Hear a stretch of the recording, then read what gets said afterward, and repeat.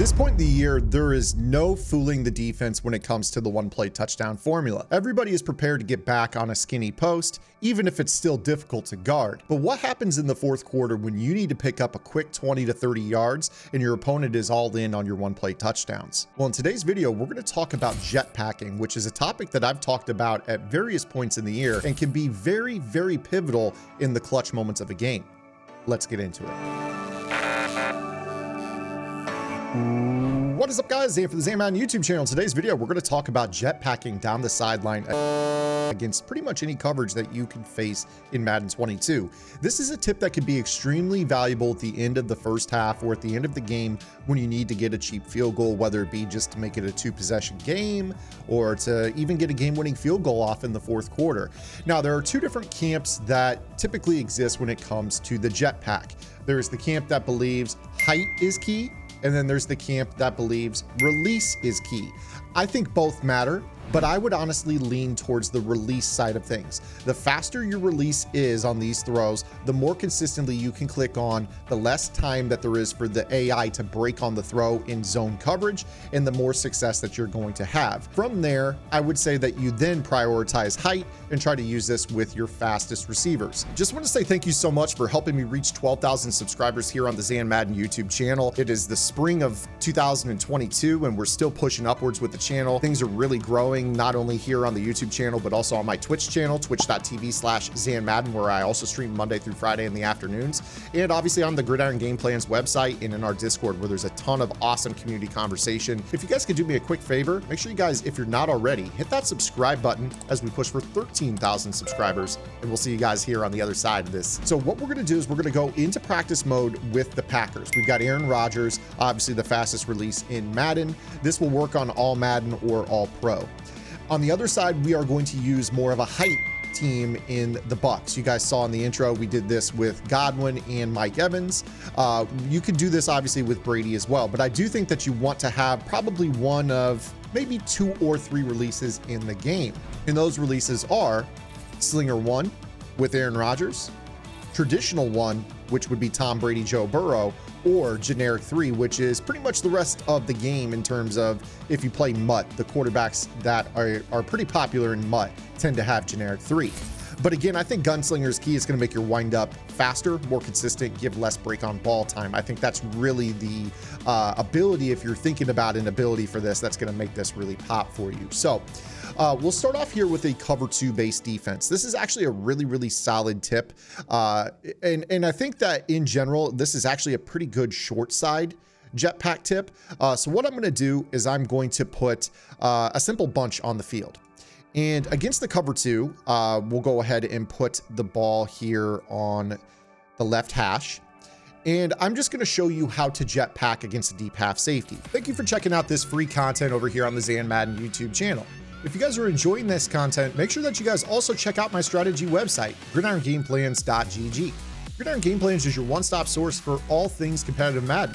Every week in our Vault update, we go over the meta, or the most effective tactics available being used by pro players on the MCS circuit, breaking down not only how and why the pros do what they do, but most importantly, how you can counteract those metas when you face them in online gameplay. On top of that, your subscription also includes any and every game plan on the site all year long for just a low price of $9.95 a month.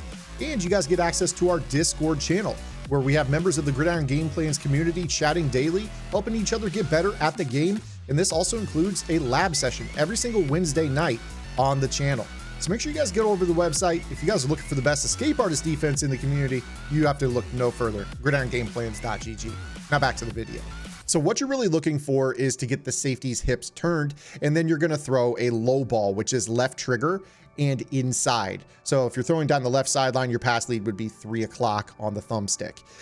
So right here, we're dropping back. I'm looking for this fade. I'm going to throw the low ball down and inside, click on, and you see right there that I can try to generate an animation in front of the safety. This is why the quicker releases are more important. You saw that I dropped that there. But what you're really trying to do is get that click on so fast that you can cut inside and make a one-man animation on the football before that safety gets there, which is what we do here in this example with a faster click on. You see right there, we are able to basically beat the deep half safety who's trying to stay over the top of that throw. And we basically click on, cut inside and a little bit down on this. So again, you let him get to, 25, 30 yards, and then you kind of come down and inside. And then that's going to allow you to, catch the ball in front of him and then make a spin move or two to be able to cut back up the field. Once you get used to this is going to be very, very simple for you. Again, you kind of just let him run the sideline. Once he gets to about 20 yards, you're going to down and inside it, make a spin, make another spin, and you're going to be gone for the one-play score. This is something that I did early on in the year, and truthfully, I've gotten away from it a fair amount. So you see that it's pretty easy to do against the cover 2 defense. This is also something that you can do against zone drops. So if I were to go in and set my zone drops to 30, for instance, this is not going to impact how you throw this. So I'm just going to let him run right by that zone drop, throw the low ball down and inside, and make that catch. And you see that I'm able to beat the cloud flat and the deep half safety. The cloud flat is trying to stay up and outside of this throw. The deep half is trying to stay over the top and outside of this throw. They're basically running to about the same spot if you think about it. So if you can kind of get this down, you're going to find yourself able to rip this in the end of half or end of game scenario where you really need to get going and going quickly. You're going to figure it out. I mean, it is pretty easy to do. Even to the point where you might be able to do this, catch it, spin, and then get back out of bounds like I just did right there. So that is against cover 2 and zone drop cover 2. Let's go ahead and tie this into, say, like a cover 3. Cover 3 is pretty easy to do as well. So again, with this particular scenario, you've got a deep outside defender running the sideline with your player. Again, I like this better on the short side of the field. I think that zones tend to stack the high outside shoulder a little bit better on the short side of the field, whereas on the wide side, I don't know, they just kind of play in a different spot.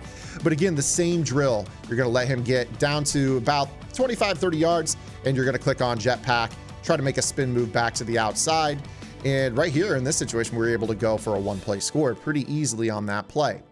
This is something that you can try to run to the wide side of the field as well. If I wanted to try to throw this to Marquez Valdez-Scantling, again, you would probably want to be careful with, some of those zone drop purples and blues dropping from the inside in a cover 3. But again, you're going to let him get down the field about 25, 30 yards, low ball down and inside. And you see that I can do the same thing on that side of the field as well. And you see just how easily I'm able to click on, catch the ball, and then spin outside. Again, I attribute this to how quick the quarterback's release animation is. When you start to get slower quarterback releases, me personally, I'm a big Tom Brady guy, and Mutt, he does have a slower release than Slinger 1. I do tend to lose some of the efficiency of this tip when I go slower than Slinger 1, but it is still possible. Let's flip sides of the field. So now we've got Tom Brady out here, and you're going to see that I've just called a simple single back ace. The problem with some of the non-Slinger 1 releases is that this can actually make this throw sometimes a little bit longer, gives more break on ball time for the coverage. That doesn't mean you can't do it with a little practice. Really, at the end of the day, it's going to be muscle memory for you. So because I've been getting shed like crazy in this video, I'm going to make sure the pass rush can't shed. That way I can give you guys a more consistent look at this tip. So right here, we're just going to read this. We got kind of an outside release on both sides. This is a tough throw, but again, when they kind of get jammed to the outside, you might want to ditch this. Just depends on the type of animation that you're getting, to be honest. Sometimes you'll notice that high release ratings on your wide receivers sometimes gets them into the cover 2 window, in which case you wouldn't even really need to use this tip, but it is possible. So you see right here that if we do this, I'm going to throw a low ball down and inside, and you see that I can actually try to click on, get down and inside of that player. Unfortunately, the jetpack animation is not the best animation in the world when you get shoved to the outside against a cover 2. So one thing, as you can see, is you're going to want to be very, very careful with the formation that you call. Certain zones are going to push the receivers certain ways when you try this tip. So for me, the most success that I tend to have is when I tend to get into some like solo receiver type looks against these cloud flats.